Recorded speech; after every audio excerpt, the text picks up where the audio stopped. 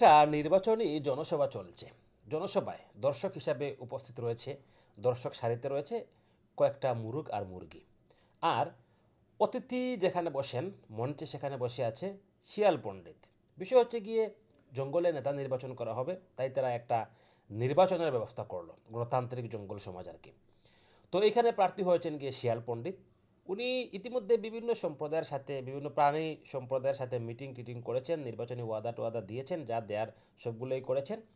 আজকে তার ধারাবাহিকতায় ওনার মুরগ মুরগি সম্প্রদায়ের সাথে ওনার মিটিং রয়েছে, তো উনি মঞ্চে বক্তব্য দিচ্ছেন। যথারীতি উনি ওনার প্রতিশ্রুতি দিচ্ছেন উনি নির্বাচিত হলে কী কী করবেন, এবং একটা প্রতিশ্রুতি উনি দিলেন যে আমি নির্বাচিত হলে কখনো আর মুরগ খাবো না। এটা কে বলতেছে? শিয়াল বলতেছে যে আমি নির্বাচিত হলে আর কখনো মুরগ খাবো না।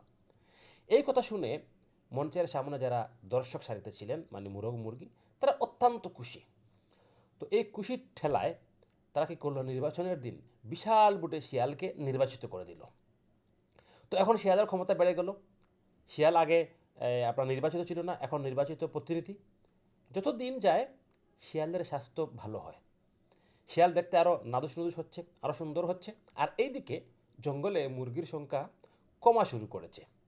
যত দিন যাচ্ছে শিয়াল আরও সুন্দর হচ্ছে, আরও নাদুস নুদুস হচ্ছে, কিন্তু মুরগির সংখ্যা কমতে কমতে এমন এক অবস্থা চলে আসছে যে মুরগ জাতি এই জঙ্গল থেকে প্রায় বিলুপ্তির পথে।